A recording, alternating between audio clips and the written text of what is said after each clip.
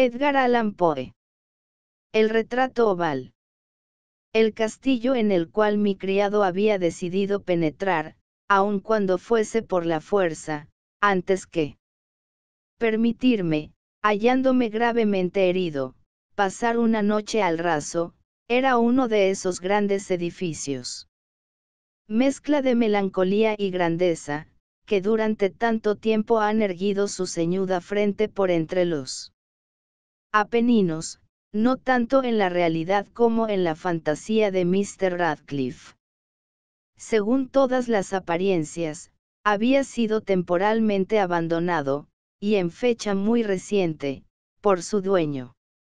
Nos instalamos en una de las habitaciones más reducidas y menos suntuosamente arregladas. Estaba situada en una apartada torre del castillo.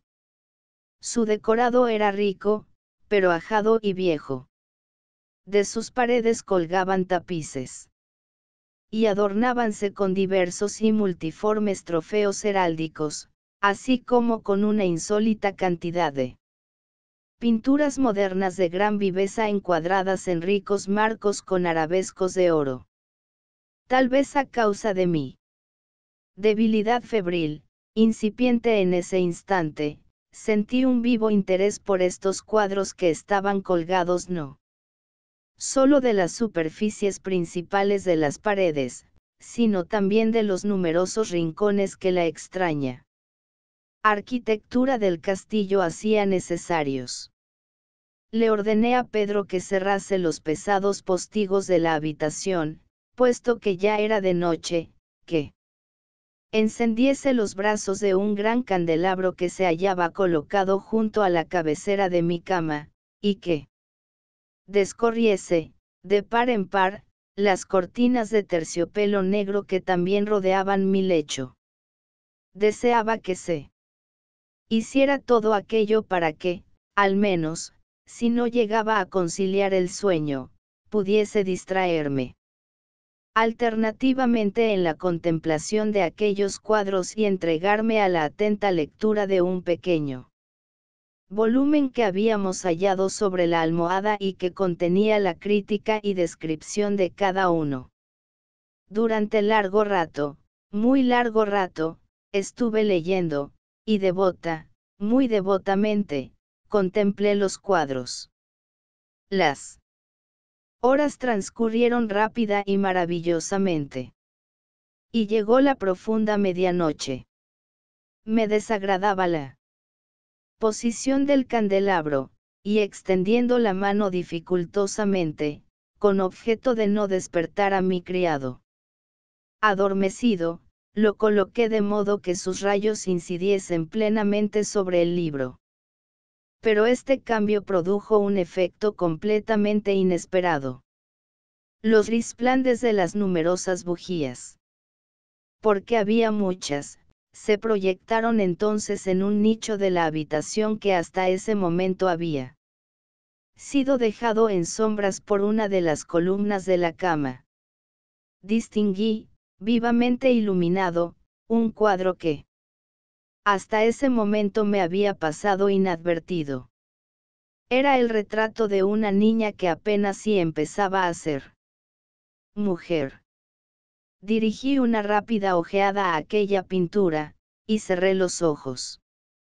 ¿Por qué?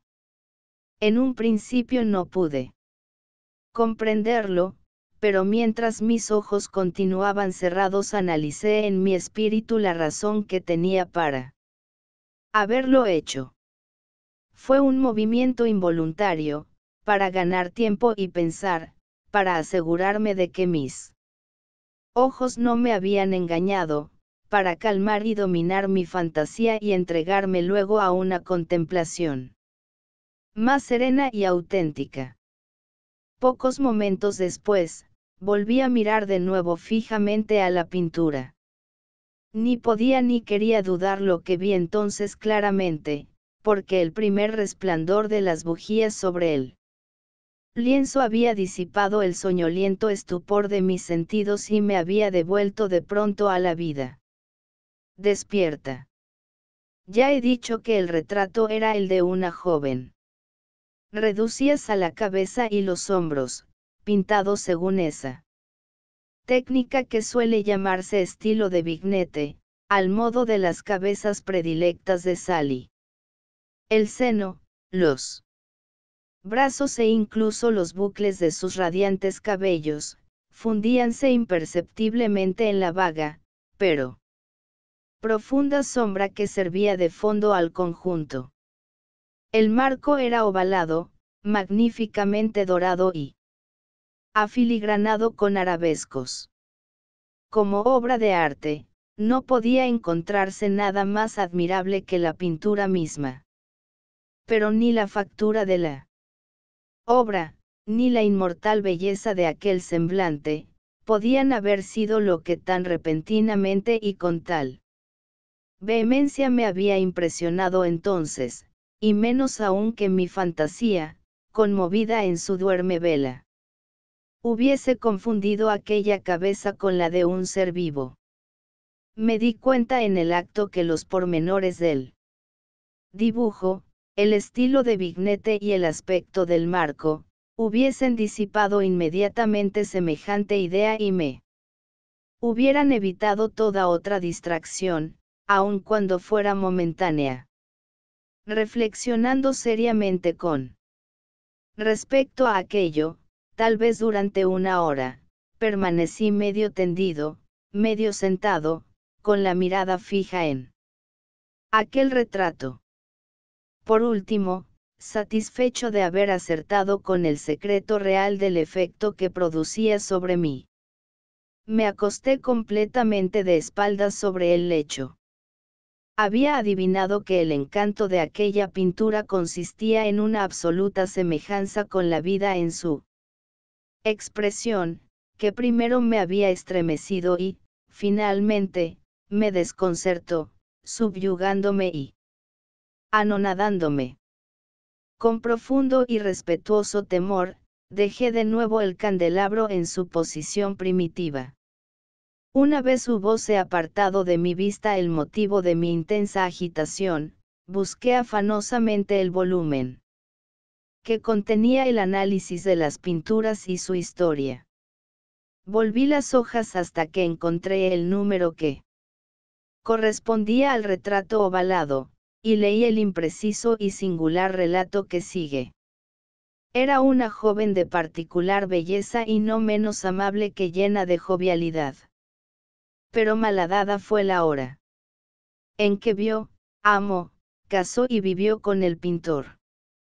Él, apasionado, estudioso, austero y teniendo ya una esposa en su arte, ella, joven de rara belleza y no menos amable que llena de jovialidad, solo luz y sonrisa, y juguetona como un cervatillo, amante y cariñosa para todas las cosas de este mundo.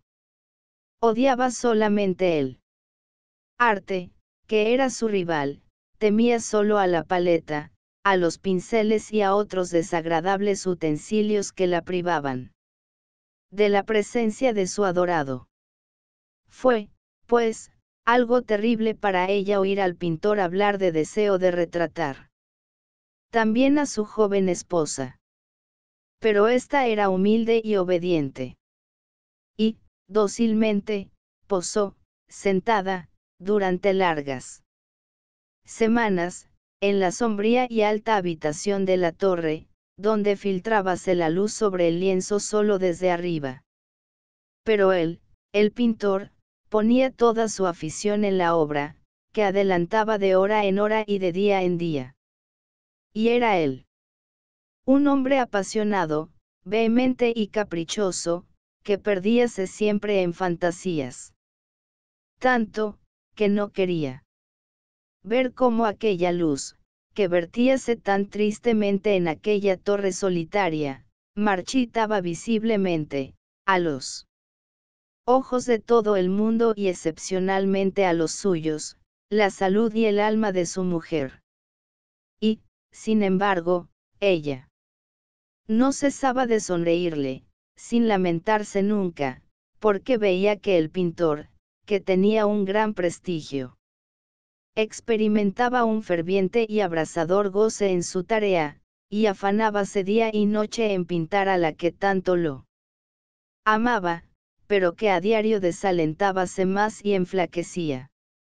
Y, en verdad, quienes contemplaban el retrato hablaban en voz queda de su semejanza, como de una prodigiosa maravilla y como una prueba no sólo del talento del pintor, sino de su profundo amor por aquella a quien pintaba de forma tan excelsa. Pero hacia él fin, cuando acercábase más la obra a su término, no se dejó a nadie visitar la torre, porque el pintor había enloquecido en el ardor de su tarea, y rara vez apartaba sus ojos del lienzo, ni tan siquiera para mirar el rostro de su mujer. Y no quería ver que los colores que dejaba en el lienzo los arrancaba de las mejillas de la que se hallaba sentada frente a él. Y cuando hubieron transcurrido muchas semanas, y muy poco quedaba por hacer, excepto un toque sobre los labios y una pincelada sobre los ojos, vaciló el espíritu de la mujer, como la llama que va a extinguirse en una lámpara. Y el toque fue dado, y fue dada también la pincelada. Y. Por un instante quedóse estático el pintor ante la obra que acababa de realizar. Mas un momento después, cuando todavía lo contemplaba, se estremeció de horror, palideció y quedóse despavorido. Esto es realmente la vida misma, gritó. Pero al volver los ojos de pronto para contemplar a su amada, ésta había muerto. Este libro es de dominio público, cortesía de dominiopublico.es. Fin.